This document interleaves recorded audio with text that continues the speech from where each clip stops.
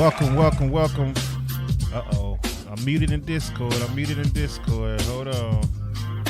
There we go. Welcome to another episode of Dope Sports Podcast, brought to you by Dope Content, affiliated with Get the Tables today, ladies and gentlemen.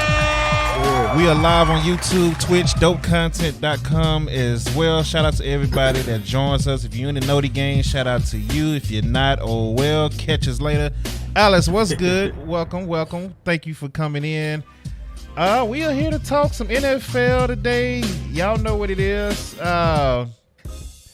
You see on the screen, you know, we put the YouTube thumbnail up on the screen, and it says NFL Conference Championship, which we will get into. And then the question is, what's next for Dak and Josh? This is actually one of my favorite thumbnails that I've did. I'm starting to get a little better at these now.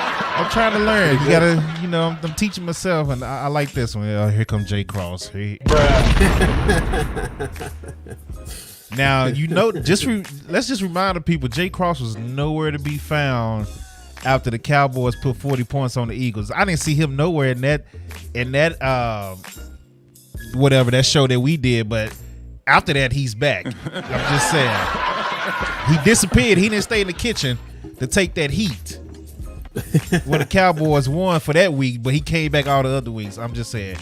He said, man, I do work. You work so you off every other Tuesday except that Tuesday. That one magic Tuesday, that's the Tuesday you couldn't show up. You couldn't make it. I'm sure if the Eagles somehow lose Sunday, he'll be here Tuesday. I'm sure. He told my man lunch, Jay Cross, we go live the same time every day. I don't want to hear no excuses. We go live the same time every week is what I meant to say. So no excuses. We was live the same time. So will your lunch change that week?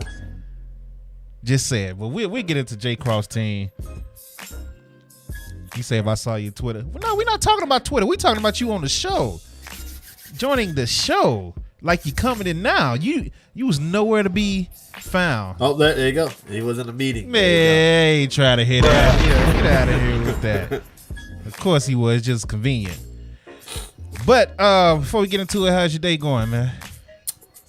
Doing good. Rainy and cold day today, so it's just chilling. Yeah, it's rainy and cold here. I'm glad you got an off day because I got to work, unfortunately. So this is why we do the time we do on Tuesdays, because I'm in between shift. He is off, so this is the best time. I am trying my best to find something else to change my schedule, but in the meantime, until then, I can't just walk off a job without another one in line. So yeah. I hear you, brother. Yeah, gotta keep it. But yeah, it's the same here in Dallas as it is in San Antonio. My goal was to actually come out there for the Royal Rumble. I don't think I'm gonna make it this weekend. So, yeah, man, I don't blame you. The tickets are crazy for the Rumble too. Man. They were crazy for this one. I was like, man, this is not the same price that I remember. Yeah. So, it's just that and too much going on. So I will be able to do a watch along with y'all if y'all doing one. Yes, sir. You know it. Stop by. We'll definitely do that. Get that set up. I don't know if Dark is gonna be home to do it or not. We'll find out. That is Saturday, not Sunday, right? Correct. Saturday. And then okay, cool. No, I didn't see the breaking news about the 49ers. What happened? I saw that they announced who the refs were going to be for the Super Bowl. I saw that. For the Super Bowl? Yeah. They already announced who they were going to be. That's kind of trash. But yeah, let's get into the show before. Hold on. What?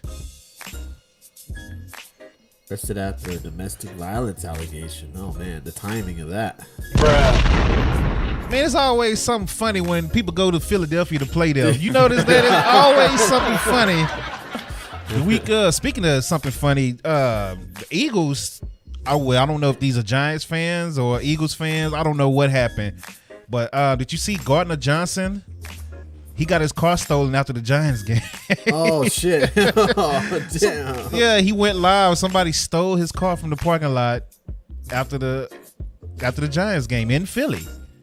That's got to be a Giants fan. It got to be. But it's always something in Philly. Like, As much as I want That's Jalen Hurts to wild. win, I want Jalen Hurts to win so bad, just so I can be like, I told y'all about Jalen Hurts, but I hate the Eagles fans, bro. So I'm in a tough position right now. So, but let me get this off the screen before we head into the NFL. Just pull up some quick things that we can cover real quick. Let me see if I got it. Shannon Sharpe, ladies and gentlemen. Y'all see the picture, the viral picture from the weekend. Shannon Sharpe got into it at the Lakers game, sitting front row. Got into it with the Memphis Grizzlies players and T. Morant, which is Ja Morant's dad. And yeah, this was before the half. He was able to go to the, I guess, not the locker room, but the hallway, talk to security during halftime, and he was able to come back to his seat. And he even gave a statement that went viral saying, Dylan Brooks was talking noise to me. I said he couldn't guard LeBron, or he was too small to guard LeBron. He said, F me. I said, F you back. And then here comes Steven Adams talking. He said he didn't want that smoke. Ja Morant came over there. He definitely didn't want that smoke. And then T. Morant came over there. And y'all know he didn't want that smoke, but I was ready for smoke with everybody. So Shannon Sharpe was in the mood to fight. But he was able to return to his seat. The Lakers did win that game. The Lakers and the Grizzlies have been going at it these last few years. If you look at some of the highlights with LeBron and Brooks talking trash back and forth to each other, they don't like each other. These are two teams that don't like each other. LeBron is not a fan of the Grizzlies, and Shannon Sharpe is not a fan of the Grizzlies as well. If you watch any clips of Undisputed, he is on record down talking to Grizzlies, saying they talk too much. They too arrogant to be a team that's always saying we not, like Ja Morant said, we not worried about anybody in the West. And Shannon Sharpe's like, well, you ain't beat nobody. So how can you say that? Right. So it made sense. I agree with him on that statement, but yeah, they got into it and he was able to return to his seats. Any thoughts on that? Did you see it? I did see it. Did you see the apology he had? He had an apology yesterday that I thought it was a good apology. But It was I still about think 8 minutes. Yeah, he went deep into detail. I thought it was a good apology, but man, could you imagine if that was you or I or anybody in the chat room that did that at a game? We would have been kicked and banned Just from done. the arena. Just Yeah, done. so I feel like it's a bit of a bad look for the Lakers for keeping him around. They should have kicked him out of the game. I know it's Shannon Sharpe and he's LeBron's boy and he's a high top tier celebrity and all this crap, but it just doesn't look right to me as a regular citizen who goes to games. Because if that was us, we would have been kicked out. We would have been banned. We would have been no longer able to sit in that seat. And it seemed like, Shannon has special privileges because he's a celebrity and he's a friend of LeBron. And then you got LeBron after the game during his press conference saying, I got Shannon's back. He's my boy. I'd go to war with Shannon and all this stuff and that. It just doesn't look good for the Lakers. I'm glad he went out and apologized and said what he did. He apologized to his agent because he knew made his agent look foolish the way he acted out there. It wasn't a good look. Definitely didn't not the right publicity that probably the Lakers would want. I'm sure Undisputed loved it because I'm sure people tuned in on Monday to see what Shannon was going to say. But not a great look. And what's crazy is he did this 8-minute long speech. Yeah. And magically, he wasn't interrupted this time by Skip Bayless. When Shannon Sharpe is apologizing and admitting that he is wrong, Skip Bayless is all of a sudden quiet. He ain't got nothing to say. But when, because I'm just saying, I found that to be funny. He had a whole 8.5 minutes just apologizing. And his apology was kind of so-so too, because he still made it seem like, well, I got to be the bigger guy because I'm Shannon Sharpe and these are Memphis Grizzlies players and I'm the one that turned that whole arena up. It was turned up because of me. You know what I'm saying? Shannon I don't know about all that. Shannon Sharpe put a little arrogance to it in there, but it's cool. He did, Jeff. He probably. He was sweating. Like his forehead was glistening. I'm gonna say this: he probably could have destroyed Brooks and Ja Morant. I don't know about Steven Adams though. Steven Adams got some dog in him, bro. I don't know, man. Steven Adams. I done seen Steven Adams get pieced up by Nick Young, man. Like, I'm not trying to, just because he grew his hair out and grew a beard and he look like Aquaman now and mixed with Roman Reigns. That fun to see them. I don't know, man. Let me turn you up in my mix real quick. Give me 1 second. Make sure the volume is where it's supposed to be. Say something real quick. Hello. Perfect. All right. If he gets too loud in y'all mix, let me know, chat. I turned him up in mine, which means he's going to be turned up on the stream as well. So just kind of let me know if he is too loud. I might need new headphones. I don't know. So, but yeah, just keep me updated, chat, if everything is good. If I'm too loud, let me know as well. Because my mix, what I've been learning is, since I got this mixer, my mix sounds different to me versus when I watch it back on a stream, and I'll be like, oh, dang, I was super loud on this part, but or I was super low. So y'all just let me know. I'm looking at it now. It's not in the reds nowhere, so we should be fine. But just in case, let me know. But yeah, Shannon Sharpe was able to return. I agree with you. You said if it was one of us, he wouldn't be able to return. Dylan Brooks said the same thing. He was like, you let a guy return after talking, bad and getting into it with the players, that shouldn't be allowed. Now, just last year, Shannon Sharpe was saying, oh, fans buy the expensive tickets. He said, we good on your end? Cool.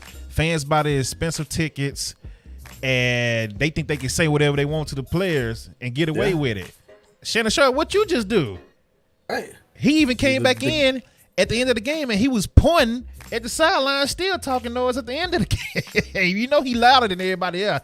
That's out of bounds, Skip out of bounds. Yeah, you know how Shannon Sharpe. Yeah, he sounds like a big hypocrite there. And then I don't know. We'll see how many more games he goes to after this. But yeah, it was not a great look for Shannon Friday night. Didn't make his him constantly saying and talking about how fans need to know their role. They're not special privileged when they're in the front seat. They're not part of the game. Right.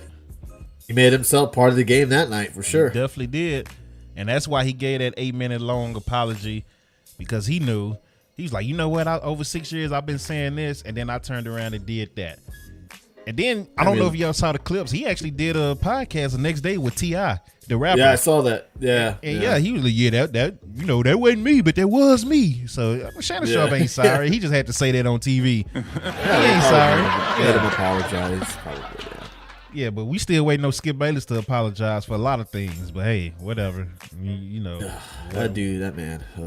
Whatever on that. Moving on, Ed Reed, ladies and gentlemen. I pushed the wrong button. I meant to push claps for Ed Reed because it's a Hall of Fame picture. Ed Reed, I don't know if you know this story, Tony, about him signing up to be Bethune-Cookman's new head coach. And then all of a sudden they said, no, you're not going to be our head coach. I don't know a lot about it, but I think he got the job, right? And then they ended up firing him. Is that how it goes? So they announced, maybe a month or two ago, that he was going to be the head coach at Bethune-Cookman, the HBCU, just kind of like what Deion did with J-State. But they didn't sign a contract. They didn't make the contract official. But like they allowed him. Verbal thing. Yeah, they allowed him to come on campus and start getting stuff ready for recruiting and the school year and the football season. He goes live, something he normally, you never see Ed Reed go live on social media. He's not a big social media guy. He goes live on Instagram, recording himself walking around. I'm sorry, he's actually on a golf cart, and he's just like showing the trash on the campus, and he's just like yelling and cussing. Man, I ought to not go. I ought to not sign the contract. I ain't even signed the contract. I'm cleaning trash. They didn't even clean my office. This building is trash. The football team been out here cleaning trash. Look at this area over here. The football field. Like he was just, he was going bad on it. Which I mean, if you think about it, if you look at what he's showing, it is bad. Bethune-Cookman is not good. It was just like what J-State was before Deion got there. It was trash. Like Deion had to buy J-State a whole new field with Walmart, right? And it's the same with Bethune-Cookman. But the thing is, you haven't signed a contract yet. Deion was under contract when he did his talking. And then he made improvements and left. Bethune-Cookman was like, well, if that's how you go talk about us now, we're not gonna fulfill our contract. No, we're gonna renege this contract, and we're gonna tell people. Or basically, they wanted him to step down. They didn't want to say we firing him before we sign him. They just said withdraw your name. So Ed Reed went live again. It's like, I'm not withdrawing my name and all this. So now it's a battle of Ed Reed saying I'm not withdrawing my name. They trying to put a bad name on me versus Bethune-Cookman saying, well, you already trash talked us and you ain't even signed a contract. So why should we bring you on, knowing that the history of Deion, you might do just like him, give us 2-3 years. And granted, you will bring money and eyes, and you might give us a new field and new jerseys, but you're gonna leave us in 2-3 years. So that's the argument between Ed Reed and Bethune-Cookman. So knowing that, any thoughts on that? Who do you agree with? The right way of going around with the. I mean, I understand that as a coach, you probably don't want to see trash and your facility look like crap and stuff like that. And I totally understand it. I know Deion kind of did the same thing, but then he did his own donation and upgraded the facilities. And who knows? You know, Ed Reed may have would have done the same thing. Probably wasn't the smartest thing to do going live. You know, like I don't think you should have gone live and show everyone how it looks over there and how it's treated, especially when you're only on a verbal contract, not a actual signed contract. Exactly. I mean, it sucks for Ed Reed. I'm sure he was really looking forward to being the coach, and he had plans and probably recruited people, and now they're going to lose them probably, and it sucks for him. But I don't think he went about the right way of doing things. Probably should have went and signed that contract and maybe went to them first and said, you know, look at the facility, this and that. What can we do? How can we fix this? And if it doesn't work, then you go to social media. Right. I just don't think he went around that. I don't blame them a little bit for firing him. I could see their point of view a bit. That wasn't very professional of him as well. And then I know he did like this big old speech afterwards after he was fired, and he's just cussing and just laying it out. I was just like, it just doesn't look good, you know? That's when he was letting them know that they're telling him to withdraw his name, that he's not the one that's leaving them. They're forcing him out. And then Deion actually FaceTimed him, which made it worse for people that support HBCUs, because they like, well, we don't like Deion right now because Deion left us. So it's just but Deion was telling him just walk away, you know, just let this situation go, walk away, and then just get ready for another situation. But Ed Reed is still trying to fight it to this day. Like, he had a interview with his lawyer and everything, and even his lawyer during the interview had to tell, hey, chill out, stop talking, because Ed was just on yourself. Yeah, I mean, the more you say, the more it doesn't look good. You know, you just got to kind of just keep it chill, keep it professional. And I don't know if, like Jeff said, maybe he did go and talk to them. They did nothing. I don't know. You know, I don't know the full story. Like, this is kind of new to me. I heard about it, but I didn't look up on it. Yeah. But yeah, the more you say, the more you badmouth the college, it doesn't look good on you. It doesn't look good on maybe getting another coaching position somewhere else. You know, maybe Deion will get him on there with Colorado. I don't know, but Ed Reed, man, it sucks. Hope he lands somewhere. Was he the coach originally already for them? No, this was going to be his first year coaching period. He was at Miami, wasn't he, or somewhere coaching or assistant coaching? Yeah, he was helping out in Miami. You know, that's where he graduated from and all that. But yeah, he went back there to help them out. I can't remember exactly what his title was there. But yeah, he went back in that. But this will be his very first head coaching job. Okay, so he was trying to kind of pull a Deion a little bit. Yeah, with, bringing up a college that is not very wealthy or in good shape back to life. Okay, all right, I see that. Okay, and like I get his point, because I take it from somebody who went to HBCU. Even though I went to Prairie View. When I went, they had just rebuilt the campus. Like, everything was new when I went out there. This is 2005, 2006. Everything was new when I went, and then just 10, maybe 2 years ago, they rebuilt the campus again and built a new stadium and everything. So Prairie View did their thing, but I've seen, once again, I've seen J-State. I've been on their campus. I've been to Grambling, been to Southern. I haven't been to Bethune-Cookman, But a lot of these, like in that area, the Mississippi and the Alabamas and all that, those schools are not good at all. It seems like in those certain particular areas, they struggle a lot. Yeah. And like Ed Reed was like, man, people just want money. They doing shady stuff. He's saying the same thing Deion said. Like when people do donate money to the schools, the people in charge use it for their own good instead of the actual school. So, but again, Deion was under contract. Deion had already started making moves to improve J-State when he started talking versus Ed Reed.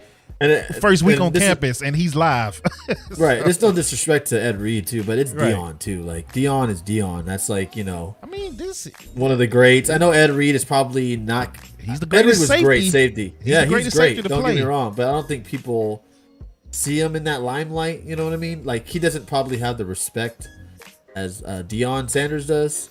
And he should. He was a great football player. Tough. I gotta look. But I bet.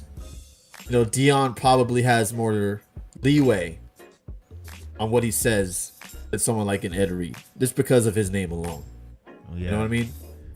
And that's not saying something. That's something negative towards Ed Reed, because we all know how great of a player he was. We saw those Ravens teams, and he was a huge part of them. Yeah.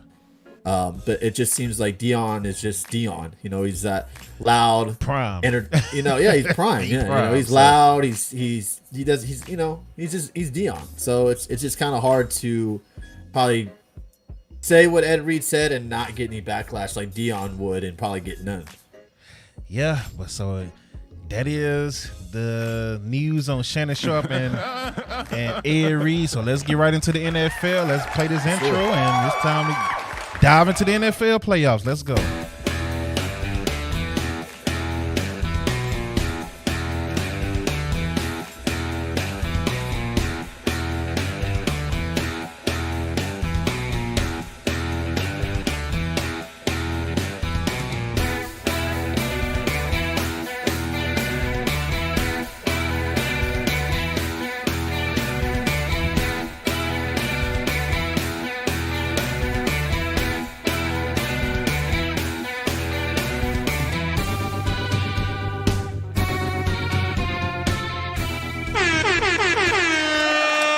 Sir, here we are talking about the NFL now. It is time to get into the divisional round.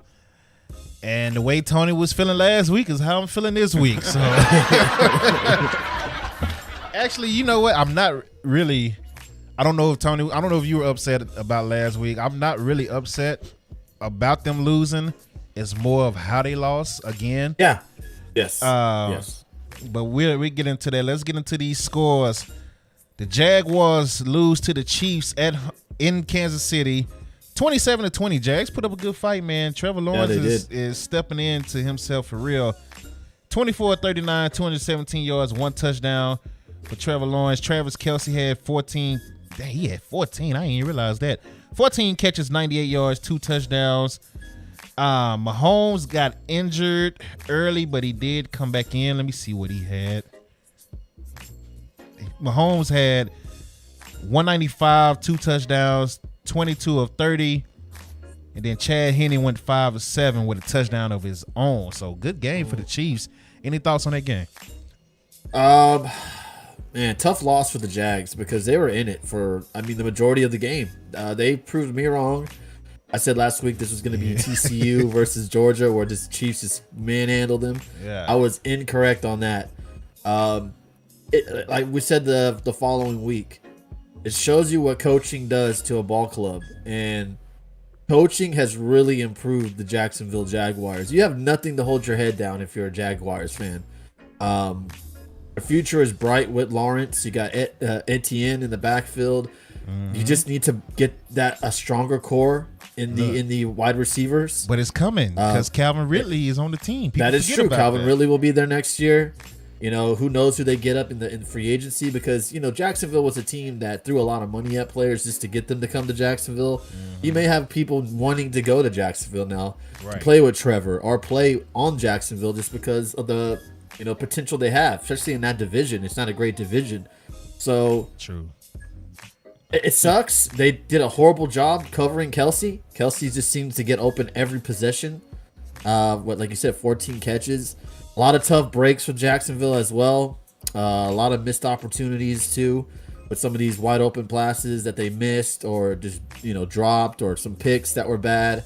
But Lawrence, man, that dude has a bright future, and if you just get him some weapons, the future is very, very bright for Jacksonville. They should be in the playoffs for years to come, as long as they build the team around them.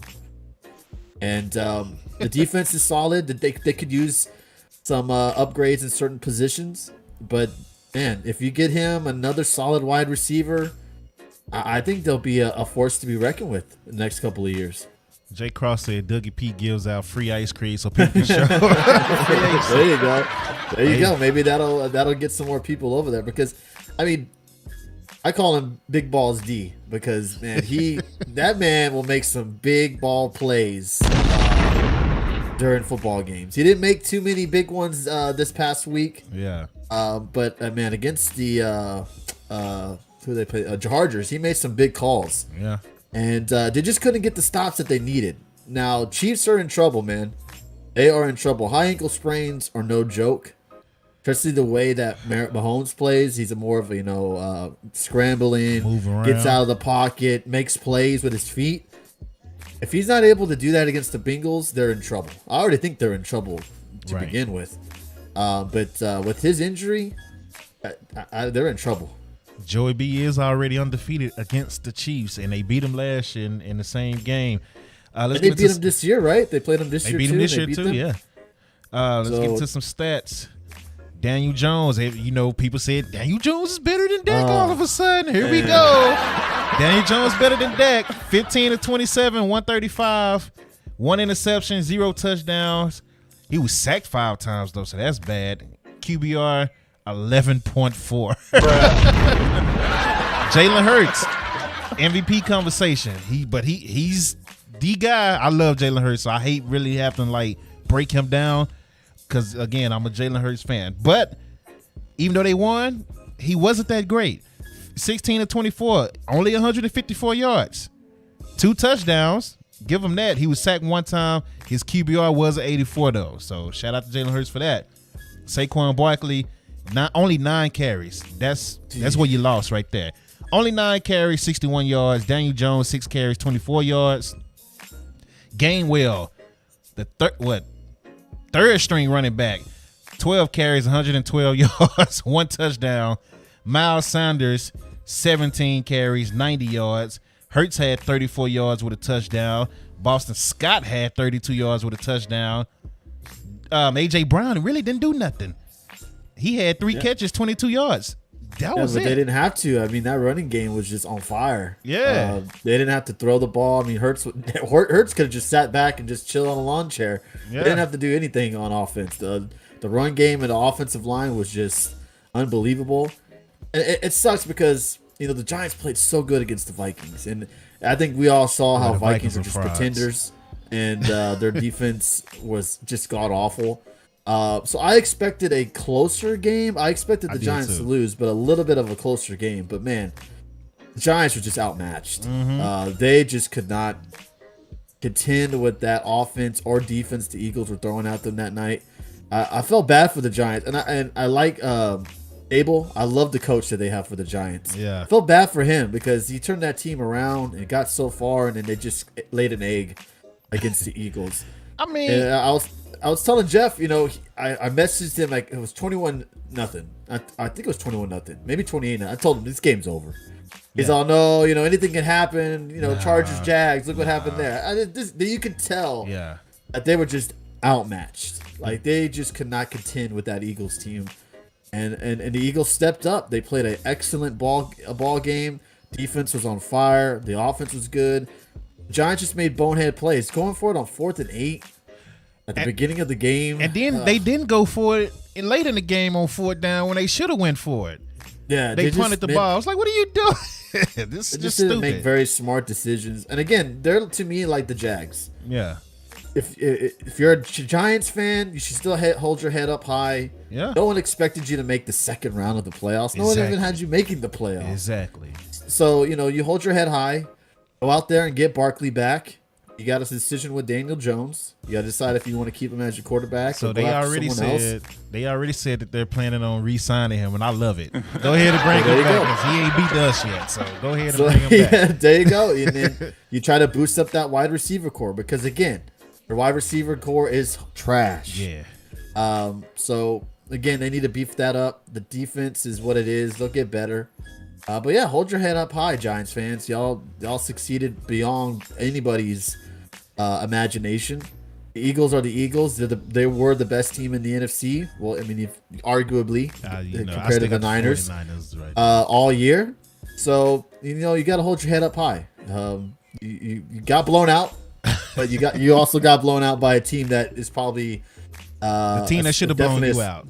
Yeah, and a Super Bowl contender. Yeah. So yeah, just hold your head up high, Giants fans. Eagles' talent across the board is just crazy, and the Giants are a team that if they get behind by 2 or more scores, it's a wrap. That's just because the Giants don't have the firepower to just score, stop, score. Nah, they're not that team. They are the team that has to keep it close with you all game, and then they make a few plays at the end of the game. That's how they win. So when they went down by 14, I was like, okay, this it. The game is over. So just like you say they went down by 20 for you. For me, it was 14. Yeah, 14 is a little bit kind of like, anything could happen. Hurts could throw a pick, or Jones can throw a touchdown pass, a big play or something like that. Yeah. But once it was halftime and they hadn't scored and they're down 28, that was just like, okay. The Giants are just getting outmatched, and you could just tell by watching it with your eyes. Like it was you could tell. Like no the Giants receivers. were not. Yeah, the Giants just weren't. They just couldn't stay on the field with the Eagles. The Eagles just were too good. Yeah, the Eagles looked like a team that came off a bye week and they were fresh. They look like they look like the early season Eagles again. Like they were hitting on all cylinders. So that was a scary looking team.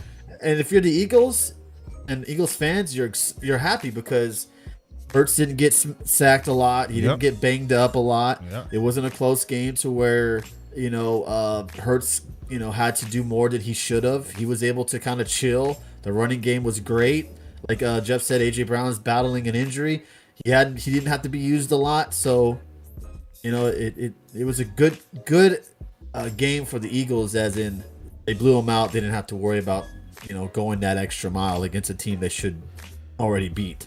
Let me give you these numbers because this is horrible. Richie James, 7 catches, 51 yards. That's the number 1 receiver for the Giants. Number 2, Saquon Barkley, 2 for 21. Wow. What did Hodgins do after that huge game against the Vikings? 1 for 3. 1 for 3. Bellinger, 1 for 4. Slayton, 1 for 4. Lawrence Cager, 1 for 16. Marcus Johnson, 1 for 17. Breida, 1 for 19. That's it. Like, that was the problem. That's why when they went down, it's like they're not going to win because ain't nobody going to get open on this secondary. Not from the Giants, at least. No. So, the Eagles with the win. Shout out to the Eagles. Shout out to Jalen Hurts keeping it moving. I can't stand the Eagles fans, but I can't hate either. Got to call it what it is. The Eagles did their thing. They did what they supposed to do. So, shout out to the Eagles. Moving on. Yeah. Cincinnati Bengals, the game I predicted. They took out the Bills. I been telling y'all all season, the Bills are a flawed team. That's why I never had them like top 3 in my power rankings the whole year. This is a flawed team, man. The Bengals are really about that. 27-10. Joe Burrow, man. 23 of 36, 242 yards, 2 touchdowns. QBR 76.5. Josh Allen threw the ball 42 times, completing it 25 times. 265 yards, no touchdowns, 1 interception. He was sacked once. Both quarterbacks were sacked once. QBR for Josh Allen was a 57.3. Joe Mixon, 20 carries, 105 yards on the ground. The leading rusher for Buffalo was Josh Allen, 8 carries and 26 yards. So that's a problem. Jamar Chase, 5 for 61, 1 touchdown. Hayden Hurst, 5 for 59, 1 touchdown. Everybody else is pretty average. With the Bills, Knox had 5 catches for 65 yards. Stephon Diggs, who was frustrated on the sideline and after the game, he had only 4 catches for 35 yards. Cole Beasley 3 catches for 33 yards. So yeah, it was bad on offense for the Bills. Any thoughts on this game? Yeah, I've been huge on Buffalo all year. Had them always pretty much in my top 5 throughout the year, and they proved me wrong. I thinking them that they were a contender. Bad performance from them, man. They were just not. They just did not show up. And props to the Bengals. To me, the Bengals look like the best team in the AFC. They look like they're hitting on both sides of the field. Yeah, they struggle against the Ravens, but again, it's a divisional matchup. Third time playing them. The Ravens know their game plan for the most part, so it's going to be a tougher matchup against a team you're playing for the third time. But golly, well, you can't say that about the Giants and the Eagles. Yeah, that's the Giants. Yeah, Giants to the floor. Yeah. But man, the Bills just got outplayed, outshined, just dominated. Joe Burrow looked unreal. Had all the time in the world to throw. They have so many weapons on offense. My goodness, with Jamar and T. Higgins, and then you got Hurst now developing, playing a lot better for the Bengals, and then you got the run game that they got. It's just they're tough. They're a tough out. And you thought, it's a snow game. It's in Buffalo. O-line is hurt in Cincinnati. Yeah, O-line is injured. This has all Buffalo winning all over it, and they just got outshined, outclassed, outplayed. And you're right. I gotta admit, you said they were frauds, and they definitely were that. At least that night or that day, they were frauds. They shouldn't have belonged on the same field with the Bengals. Props to Cincinnati, 2 years in a row making it to the conference championship. I think they win again too. So props to them. Look, they looked really good. I'm telling you now, if Tua would have played for Miami would have beat the Buffalo Bills 2 weeks ago. The Bills almost lost that game, and they had no business having that game going that close. It's true. And Josh Allen was the main problem with that game too. He tried to force plays downfield when he probably shouldn't. And then this week he just wasn't the same Josh Allen. He just didn't look right. Not getting Diggs involved, not getting Greg Davis involved a lot. The running game was non-existent. Bills just didn't look right Sunday. So I don't know what was going on that night. I don't know if they were just not prepared well enough or what. They just were not playing well on offense. Neither side of the field at all. The Bengals are just that team in the AFC. The battle of the AFC is going to be for the next 5 to 8 years. It's going to be Joe Burrow versus Pat Mahomes. That's just what it is in the AFC. Somebody might sneak in every now and then, but they're going to be facing either Joe Burrow or Patrick Mahomes in the AFC Championship. That's the modern day Manning and Brady. Yeah, in the AFC. Yeah, so that definitely feels like. Those are they're going to be the top 2 quarterbacks in AFC from now on. Everybody's been hyping Josh Allen. He did make it. He's the team that snuck in. Matter of fact, did they go to they did go to the AFC championship game. That's it. Not too long ago. Yeah, that's it. But that's it. That's the one sneaker. That's the Mavericks when it's the battle of the Spurs and LA back in the day, and the Mavericks snuck in every now and then to get there. Yeah. That's what the Bills were. That's just what it is. It's going to be between Joe Burrow and Patrick Mahomes for the next 5 to 8 years. That's just what it is. Josh Allen, man, people love to hype him. He said, Josh Allen ain't that much different from Dak. He's a Dak on the AFC side with a stronger arm, and he's a better runner now, especially considering Dak snapped his ankle in half. Yeah, geez. That is it. He's bigger. He could probably, he could take bigger hits and stuff like that. But I've seen both of them run people over though. Josh Allen is too much of a gunslinger. He's too much of a Brett Favre-like quarterback where he makes. And I like Josh Allen. I think he's a great quarterback. He's good. He just makes too many risky throws for my liking. He just doesn't. He I don't know if it's just him or if maybe it's the coaching that they allow him to take over the ball game instead of getting maybe the running game involved or other parts of the offense involved. It's just, I don't know. It's just he tries to do too much, man. He just tries to do too much. Josh Allen is Tony Romo with faster feet. That's all he is. That's all he is. He is Tony Romo with faster feet. Go ahead and clip that. If you're on Twitch, YouTube, I want you to remember this. I said it. I clip it myself. Don't worry about it because y'all know it. Yeah, he is always looking for that wild play. He is. He definitely is. And he threw a couple picks last game and the game before, after that against the Dolphins. He just tries to do too many big plays all at once when he should just be, swinging it downfield, taking those 5 to 10 yard plays instead of trying to go for 40, 50 yard plays. And speaking of Dak, the Cowboys take the L to the 49ers. Dak had the same issue this year. Dak this year decided he wanted to be a gunslinger and try to force passes in places it didn't need to go. So now he's leading the league in interceptions with only, he's missed 4 or 5 games and still led the league. And Josh Allen's right behind him. Both guys trying to force plays they have no business forcing. Dak went 23 of 37, 206 yards, 1 touchdown, 2 interceptions, QBR 51.5. Mr. Irrelevant Brock Purdy, 19 of 29, 214, no touchdowns, no interceptions, QBR 53.1. So they both were pretty meh, but the difference was Brock Purdy didn't turn the ball over 2 times. Yeah. Like Dak did. I felt bad for Dak too, man, because Dak played such an unbelievable game against the Bucks, but I think this just shows you how bad the Bucks are. That just shows you how inconsistent Dak is. Dak Prescott. That too. He's not a consistent quarterback. And you got to give props to the Niners defense. They played unbelievable. So did the Cowboys defense. Yeah, the Cowboys defense played really good too. Yeah. It's just, Dak made those silly turnovers. One of them was a tip pass because he's forcing it to one player. He was just kept forcing it to CD Lamb. I don't know if there was just nobody else getting open or he was just eyeing Lamb too much because, every time he threw the ball, it seemed like he was throwing it just to CD Lamb. In the last game against the Bucks, he got everyone involved. Gallup, Dalton Schultz had a good game too. He had 2 touchdowns. He had a touchdown last against the Niners too. It just seemed like once they scored that touchdown, they went away from everyone else other than CD Lamb. And Pollard getting hurt didn't help. Yeah. That was a huge blow. That's when he started forcing it to Lamb. He's an explosive running back who you can throw it to, who can make some huge plays with his speed. Losing him did not help at all.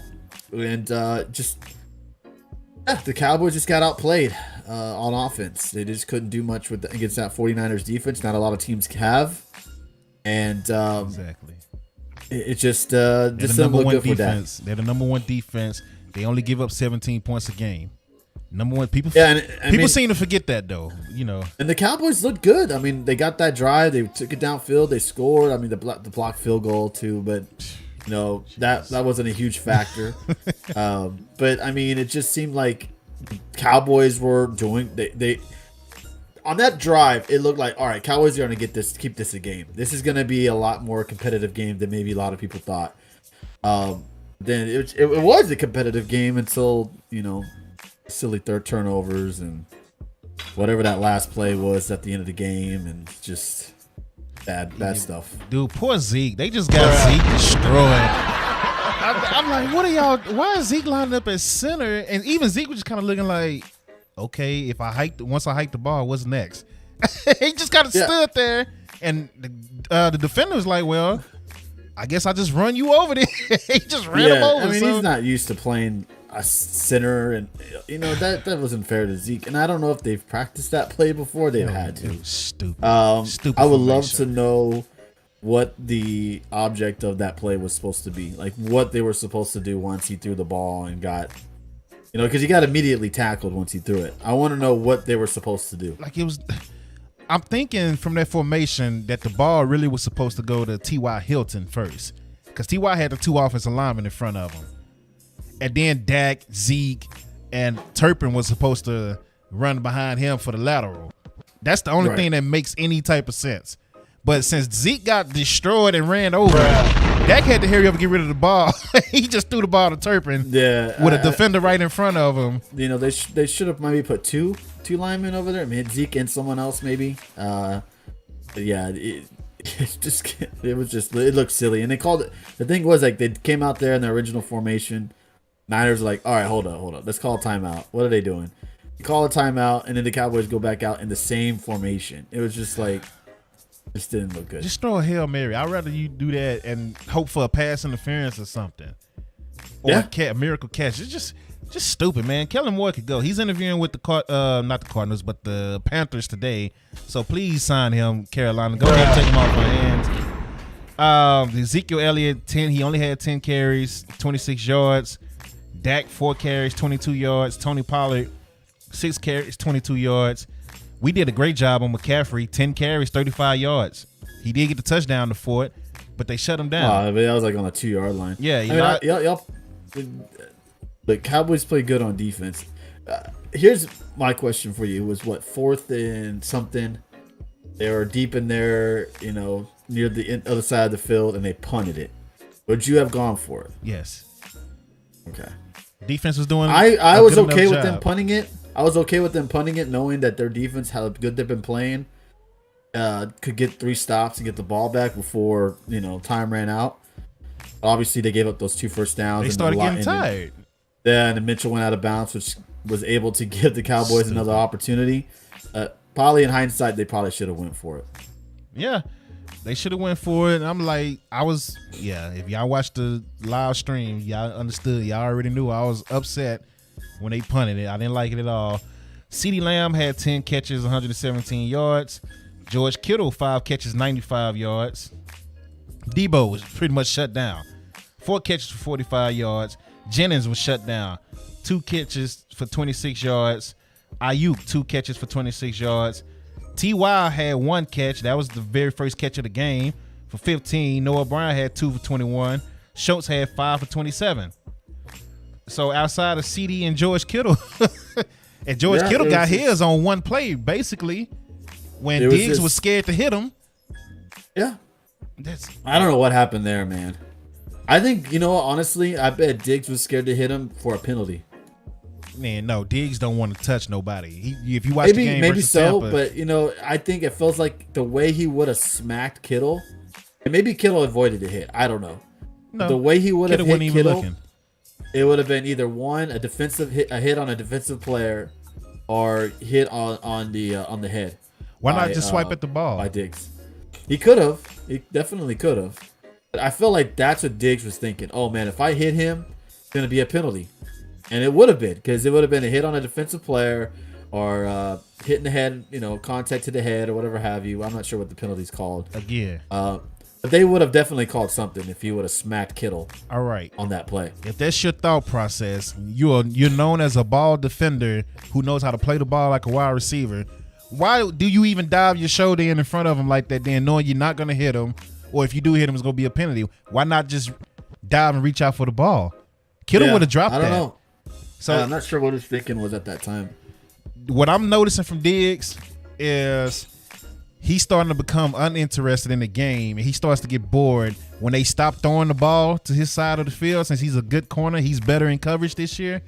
And once they stop throwing the ball to his side of the field, he loses interest in the game. And he don't want to tackle. He don't want to do nothing. He just stands out there and cover. That's what I've been noticing about Diggs in the last, 5 games of the season. When they don't throw the ball to his side, he has no interest in tackling. But when he does have to cover and make plays, he's fired up and he's making tackles then. Oh, yeah. So that was a play of the game right there, man. It was definitely one of the big plays of the game, because the game yesterday or Sunday was all about big plays and field advantage, where you were at in the field and what you were able to do. Because the defense were playing lights out. Both defenses were playing really, really good. So let's get into. Well, you know what? I'm gonna say that for the end. Let's do our predictions for this coming week, as we have NFC and AFC championship predictions. We have the championship games coming up Sunday. I'm glad that the Royal Rumble is Saturday now that we're talking about it. WWE smart booking by WWE there, man. Right. Smart booking. So we got the Chiefs versus the Bengals. Then we got the Eagles versus the 49ers. Who you got, Tony?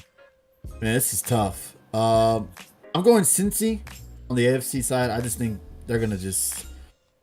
I'm not going to say they're going to blow out the Chiefs, but I do think they win. The Eagles and Niners one is a tough one, man.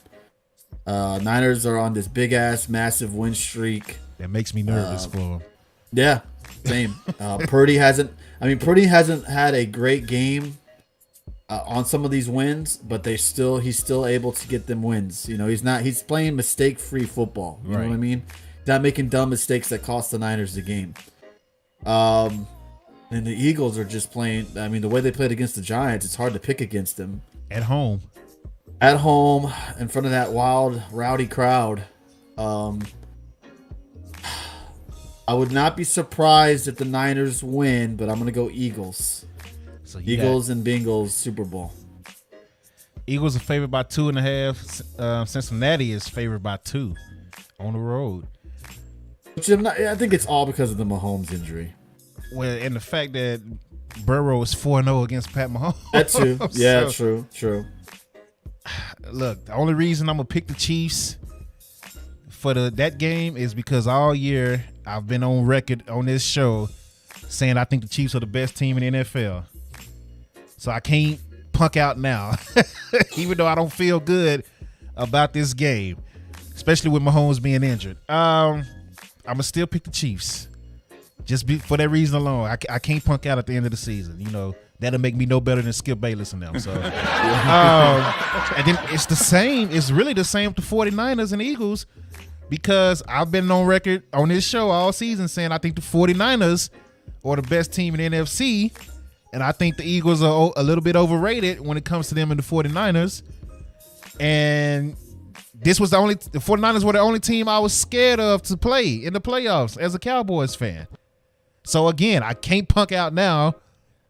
I'm nervous about it because Brock Purdy, well, it's 50-50 on this, because Brock Purdy, I kept saying he's due for a bad game, but I feel like he had his bad game last week and they just still won. So it's that defense, man, that number one defense. I'm very curious to see what Jalen Hurts does, what he do against this team, because everybody clowning Dak like he didn't play the number one defense on a 2-day shortened rest in Santa Clara versus what Jalen Hurts is about to do. So I'm very curious to see what Jalen Hurts does against this team. I'm a fan of Jalen, but if he does what Dak did, I'm going to get up here and everybody that called Dak out, I'm going to clown him. I'm going to clown him. Because I'm going to be like, okay, this is the MVP, right? Look how he looked against the 49ers. I mean, they are the number one defense for a reason. So we'll see. We'll see what happens. But I got the 49ers and the Chiefs mainly because I've been saying that both teams are the best two teams in the NFL all year. I got to stick with it. Can't punk out. I'm not Shannon Sharpe. I'm not Stephen A. Smith. I'm not Skip Bayless. I gotta stick by my word. So we'll see what happens. It all goes on how Purdy plays. If he plays mistake-free football, then they have a good shot of winning. It depends on how Purdy plays, man. If he plays a game like he did against the Cowboys, they probably could still win. Yeah. But he needs to play mistake-free, no picks, no fumbles, nothing like that. He's gonna have to play a perfect game, especially on the road. I think Christian McCaffrey will have a better game. Yeah. Well, I mean, they better hope. I think Debo will have a better game as well. So, I think the 49ers can pull it off just like they did in Green Bay last year. I think they'll be able to pull it off. So that is the show for today. Quick show. Now, before we leave, once again, we got Josh Allen and Dak on the screen. There's been a lot of argument. Who's injured? Carl, who you talking? Oh, Christian. Yeah, he did injure his calf. His calf. Yeah, that's gonna play a factor. Because if you notice, he didn't play. He was only out there like on third downs.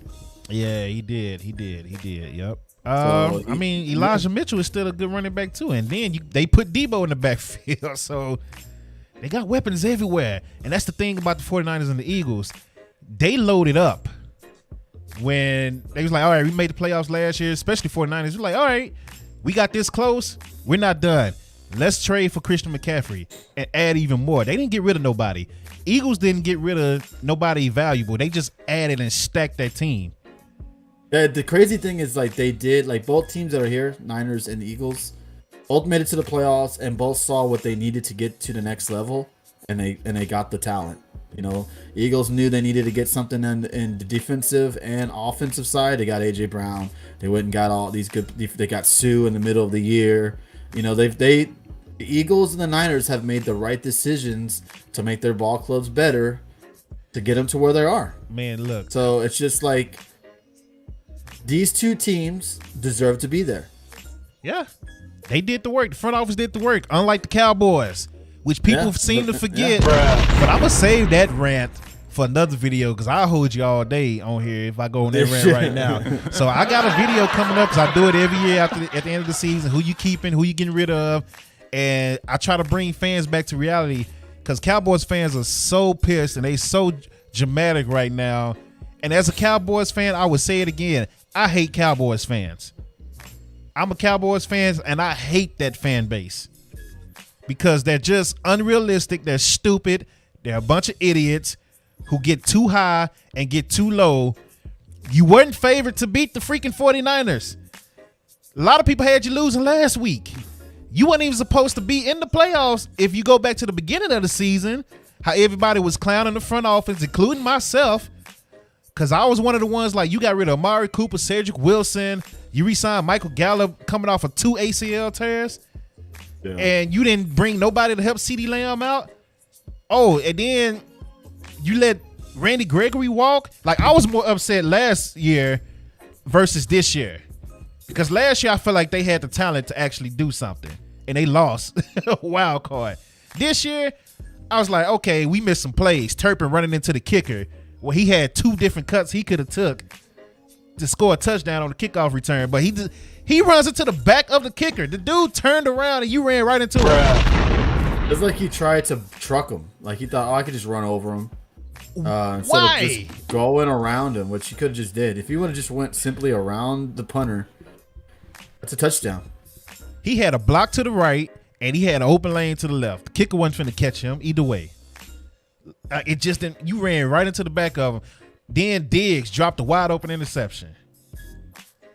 And then you got a defensive holding right after that, and they scored. Like, that type of stuff irritates me about the Cowboys. Yeah. It's not the fact that they lost.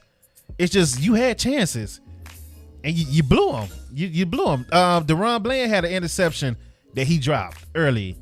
So, like, you had the opportunity was there. You just didn't take advantage. So that's my issue with the Cowboys. But them losing to the 49ers, I'm not mad about that. I've been saying the 49ers the best team in the NFC. We lost the best team in the NFC on the road and played a close game. Like, this just Cowboys fans all of a sudden, they moved. They changed the narrative too to, oh, we got 12 games. We should be winning the Super Bowl, or everybody should be fired. No. That's no. That's not how it works. Like, nah, they have some stuff to work on, but I don't think Dak should be traded and all that stuff. But they have some stuff they need to evaluate for sure. All right, I'm glad you said that because I was bringing that up next. For the idiots that want to trade Dak Prescott, let me pull this up because I wrote these down in the notes after I looked it up. If you cut Dak right now, for the people that say, oh, let's cut Dak, it'll cost you $89 million in cap space this year. If you cut him in 24, it's still a $40 million cap hit that you got to take. If you cut Zeke, you're losing about $6 million. But Zeke already got his guaranteed money. So now, since the guaranteed money has landed in his pocket, he said he's willing to take a pay cut, which I knew was coming. I think they're going to give Zeke a pay cut, restructure his contract. They'll put Tony Pollard on a franchise tag just to keep him here. And then Zeke has a no-trade clause. Dak has a no-trade clause. They're not going anywhere. Nobody would trade for Dak. You're a damn liar. People like that say stuff like that. I would trade for Dak. Exactly. Send him to Tampa. Exactly. I love him on Tampa. If Zeke is willing to restructure his deal, I think that's great for them. Because they needed to do some type of moves where they can keep some of these players, especially Pollard. I think Pollard should be their number one but now he's guy that they try to keep. I know he's hurt, and he's going to be out for a couple of months, but he'll be back, I think, by the opening game of next season. So They need to take care of him because without him, they wouldn't have been as great on offense as they were. So yeah, Zeke taking a pay cut is an excellent decision by him. I know he wants to stay with the Cowboys, so he's willing to take a deal like that. So as long as look, we're not in the front office for a reason, but they got smart Matt people up there that know how to make and move deals around to make it to where it works. And I'm sure Dallas will figure something out. And again, I'm gonna say this, but I'm gonna say this part now. For the idiots that thought the Cowboys should be Super Bowl or bust this year, what did they do to get better from last year's team? Eagles made progress. They signed a lot of people. Hassan Reddick, who they trade? What's the guy from Chicago that was playing D-line that they traded for a DN, number 94? Robert Quinn. They traded for Robert Quinn. They signed Linval Joseph. They signed Dominic Sue. They traded for AJ Brown. Like, they did everything they can because they said, Jalen Hurts, you know what?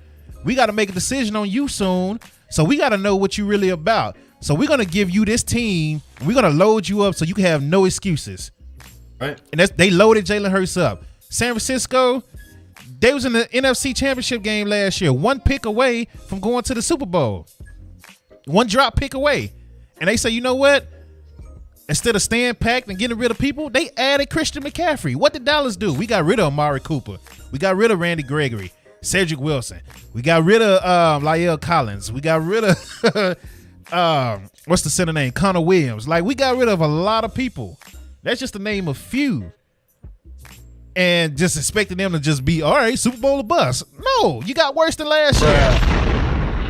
And that's just Cowboys fans. They overachieved. The Cowboys overachieved this year. Simple as that. But, idiotic Cowboys fans, everybody should be fired and cut because we lost to the 49ers by 5 points. Just stupid, man. So what's the difference? How they are. What's the big difference between Josh Allen and Dak Prescott? Since everybody clowning Dak and saying Josh Allen is top 2, top 3, what's the difference between these two? Hold on, Tony. They played the second weakest division. Are you serious? 3 of the 4 teams made the playoffs. 3 of the 4 teams just made it to the division round. One of them is representing the NFC East right now in the NFC Championship game. What the hell are you talking about? Back to you, Tony. Stupid shit like that. Back to you, Tony. The only thing I could think is I think Allen's a bit more talented than Dak in some of the quarterback aspects that you're looking for. I mean, it's hard to compare the two because both haven't done much in their time with their particular teams.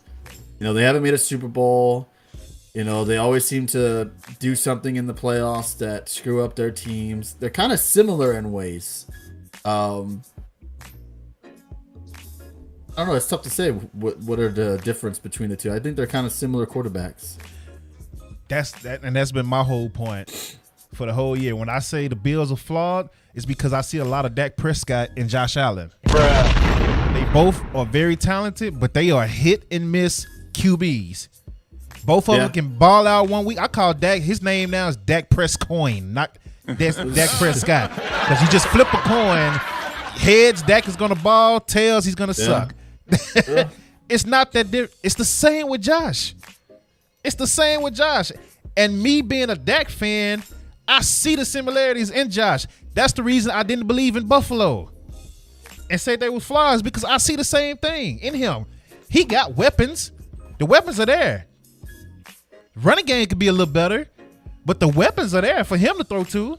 You got Stephon Diggs. Yeah, that's the only thing they do lack is the run game in Buffalo. Ooh, what if Tony Pollard gets signed by Buffalo and join Josh Allen? That would be a game changer. Again, both teams have things to work on. Buffalo needs to stop relying so much on Josh to make plays for them, and they need to surround him with more talent in that run game. And I think they would be okay. They rely on Josh Allen a lot. Yeah, a lot of speculation about Diggs. Diggs ran out the locker room. He was the first one in the locker room, grabbed his stuff, and ran out the locker room before everybody else got there. They had to grab him and bring him back in so he could listen to what the coach had to say. Y'all saw him frustrated on the sideline. A lot of people are thinking Diggs is starting to get fed up because he went there for a ring and he never got there because there's always something.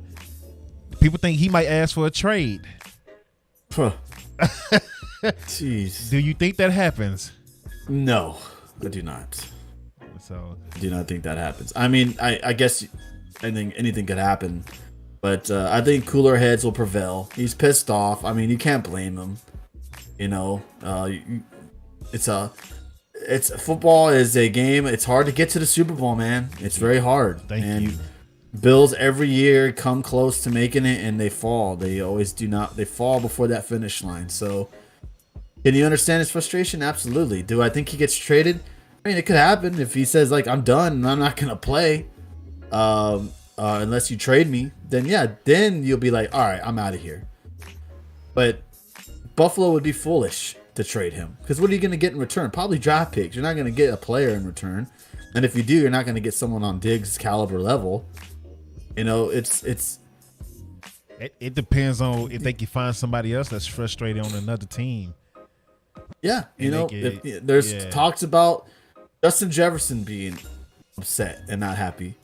Maybe the Bills try and go grab him. You know, there's things that we've seen crazier things happen, but they're not. They're not bringing Diggs back. No, I mean, if I'm Buffalo, you keep him and try to get Jefferson over there. You won't give up Diggs, but I don't know. I don't know what's gonna happen. They need to do something, and I don't think they trade Diggs. Yeah. So about the sneeze. I think that would be silly and foolish by Buffalo if they trade Diggs because they have no one to complement Diggs' play. Greg Davis isn't on that level yet. Yeah, but we're about to start getting into free agency and all that pretty soon because we have 3 more games. So these 2 games and then the Super Bowl, which is in 3 weeks. So we have plenty of time to talk free agency, coaching changes, and all that. Boss man said AFC South, NFC North, not our division. Go look up the team that got the most wins over teams over 500 this year. I'm trying to put the best way to say that. But the Cowboys have more victories over winning teams than anybody this year. That excuse is out the window too. Cowboys overachieved. Won 12 games again when they really wasn't supposed to. Nobody had them winning that. With all the people they lost, and then the injuries coming into the season. Michael Gallup missing the first 4 or 5 games. Tyron Smith missing 12 games. Terrence Steele out for the season. Anthony Brown out for the season. Jordan Lewis out for the season early in the year. Like, nobody had this team doing this. Dak coming back from a thumb injury. Cooper Rush wasn't supposed to win the games that he won. Hell, Cooper Rush beat Cincinnati. So yeah, true. Yeah, you know, yeah, with the defense really is the reason they won that game. But Cooper Rush made the late throw that he needed to make, and he just didn't turn the ball over. He says all Cooper Rush fault. Nah, it ain't gonna never be Cooper Rush fault. Not here in Dallas. It's always Dak's fault, and Dak did this and Dak did that. And the people are just trade Dak and make Rush a starter. See, but that's how they talking down here, Jay Cross. Like, again, a lot of that is the Proud Boys too. But that's how they're talking down here, Jay Cross. Oh yeah, of course. Yeah. But it's the Hulk Hogan's down here. But it's just stupid, man. I just don't understand. Cowboys fan, I hate them. Like I can't stand Cowboys fans, man. I hate them to death, and I'm a Cowboys fan. Like, they were fighting at the stadium after the 49ers game. I saw that. It's just all types of shit. You're busting up your TVs. Like, do you realize that don't affect them at all? You busting up your TV, your little 32-inch, you idiot. They don't affect them at all. You're setting your TV on fire. You burning your jerseys. They already got your money, stupid. Yep. They're going to go out and buy more jerseys. Yeah, like, just, oh, man. Fans are low. I mean, I thought wrestling fans were bad. They are. But Cowboys fans are, like, right there with the wrestling.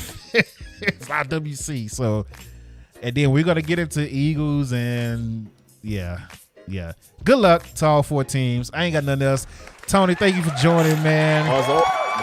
Make sure y'all follow Get the Tables on Twitch, the best in wrestling over there on that platform doing the watch-alongs. They do Mondays, Wednesdays, Fridays, watch-alongs. Saturday. Well, you'll be here, right? We'll Saturday as well. So. They are doing a Royal Rumble trivia contest right now that you need to join. If Tony remember all the numbers. Yeah, dude, I'm gonna do that today, man. Fuck, I just. You should see the list I have. I have the names and it's their numbers. That's why I was like, oh, it was horrible. But yeah, I'll have that updated, and we're gonna do a 20 question giveaway. So if you guys are interested in, if you guys are like pop figurines, we have a Charlotte pop figurine that we're gonna do a giveaway for. And I'm gonna throw in some other stuff in there that I have, some stuff from wrestling stuff that I don't really, just kind of stuff, extra stuff I have here that I'll throw in there. So 20 questions, all gonna be Royal Rumble related. Yeah. And if you win, you get the grand prize. So hope you're more than welcome to jump in there and try to win. Dave is not eligible, so but you are. You'd be able to. Yeah, Dave giving away the answers before everybody get the answers. But yeah, shout out to Get the Tables, man. I will be joining them Saturday, most likely. Shout out to everybody that's watching on Twitch, YouTube, dopecontent.com. Speaking of YouTube, I'm just checking. We reached 4,500 subs on YouTube, ladies and gentlemen. Good job, man. So we are steady growing. I am beefing with YouTube though, low key, because every time we reach a milestone, I get an email talking about, oh, you got to re-verify yourself, so we put your monetization on hold, or somebody is trying to claim your video, and until we investigate this, we got to put this on hold. Like, it's just non-stop. And I'm like, at this point, I don't even care about the monetization right now. I'm just trying to steady grow that platform. So when everything is done, the verification, I'm like, how many times I got to send you my license and socials? What just happened? What just happened? What just happened? There we go. We're back. I don't know what happened. I don't know what happened there. Okay, so apparently one of these buttons that I touched on accident over here would take me back to a screen for Twitch. But oh shit. I don't know what it is either because I did it on accident. But yeah, it's just how many times he said Tony stop hitting buttons. It ain't me. It ain't me. I promise. It ain't me. But dude, it's always something. Like I done had to re-verify myself like 3 times. And to the point where I got nerves. I'm like, I gotta make sure this is Google and not some scam. Trying to get my information, but it was Google every single time. So I'm waiting on that. I can't monetize nothing for 30 days again on YouTube. Bruh. So damn. I can't, like, my merch, all that, bro. It's just, hey, whatever. It is what it is. We're going to keep building. Shout out to everybody. Make sure you like the video on YouTube. Even if you watch it on Twitch, just hit like. You ain't got to watch it again. Just hit the like. That helps a lot. I appreciate all the support. Anything else you want to shout out, Tony? Oh, that's it. I'm good. All right. Until next time, man. Y'all be safe. We are out. Let's go.